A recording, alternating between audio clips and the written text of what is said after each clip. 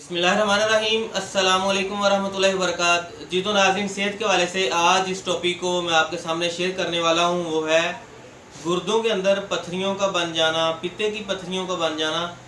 सबसे पहले मैं आप तमाम का नाज़रीन का शुक्रिया अदा करना चाहूँगा कि जिन्होंने हज़ारों वीडियो में से मेरी इस वीडियो का सिलेक्शन किया। तो आज की इस वीडियो के अंदर मैं तफसील के साथ आपको जानकारी देने वाला हूँ यूरोडोनाल के बारे में।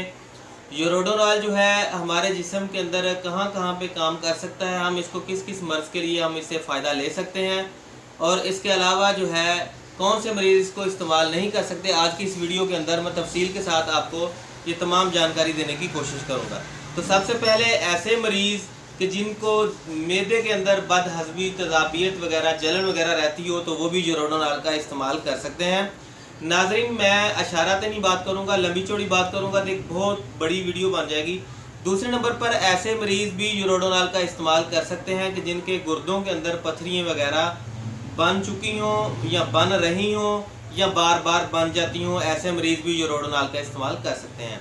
इसके अलावा ऐसे मरीज़ भी यूरोडोनाल का इस्तेमाल कर सकते हैं कि जिनके पित्ते के अंदर पत्थरियाँ वगैरह बन जाती हों, वो भी यूरोडोनाल का इस्तेमाल कर सकते हैं। इसके अलावा ऐसे मरीज़ के जिनकी शरियानें जो हैं वो सिकुड़ जाती हों। शरियानों से मराद आप अपने जिस्म के ऊपर देख सकते हैं, कहीं भी देखेंगे जो आपको खून वाली रगें जो ग्रीन ग्रीन नज़र आ रही होती हैं, ये थोड़ी सी सिकुड़ जाती हैं। बाज़ औक़ात जो है हमारी खुराक इस तरह की होती है कि इनके अंदर कचरा आ जाता है, जिसकी वजह से जो है शरियानें जो हैं वो प्रॉपर तरीके से काम नहीं कर रही होती, जिसकी वजह से बवासीर भी हो जाती है, बाज़ को जल्दी मसाइल हो जाते हैं।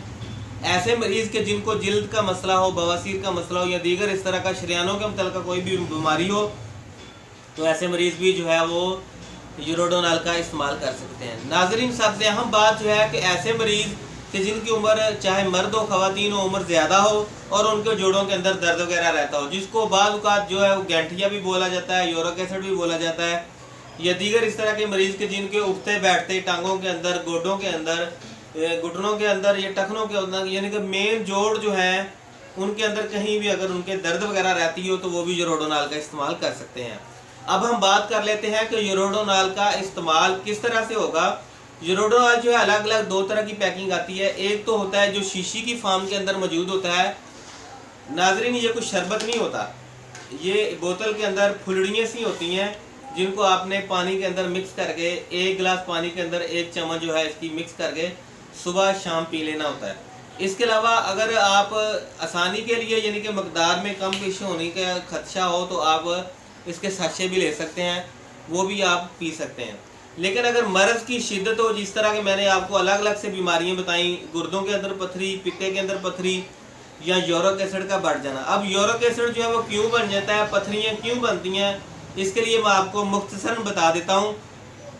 मर्द हो तो उसकी जो यूरिक एसिड है उसकी वैल्यू जो है वो कम अज़ कम 7 होती है। 7 से ज़्यादा हो जाए तो उसको हम यूरिक एसिड का मरीज़ बोल देते हैं।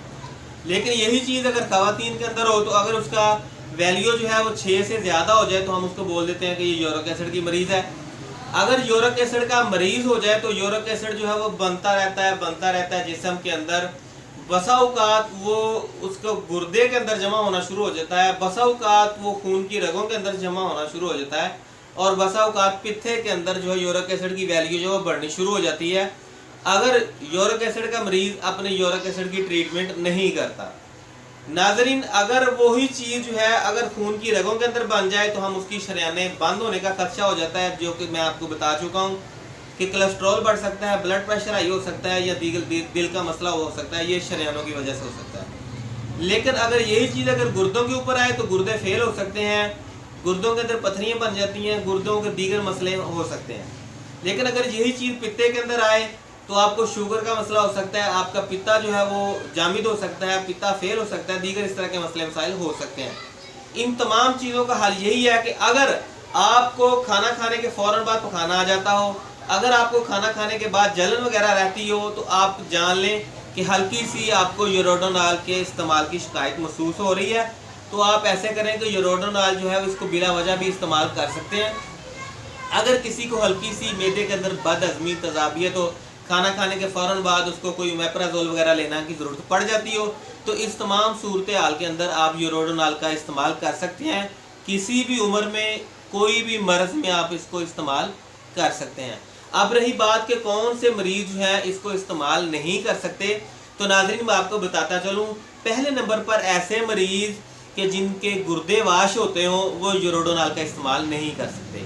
دوسرے نمبر پر ایسے مریض جو ہیں جن کو مرگی کا مسئلہ ہو، جن کو کوئی فالج کا مسئلہ ہو، یعنی کہ دماغ کے متعلقہ کوئی بھی بیماری لاحق ہو، وہ یوروڈونال کا استعمال نہیں کر سکتے۔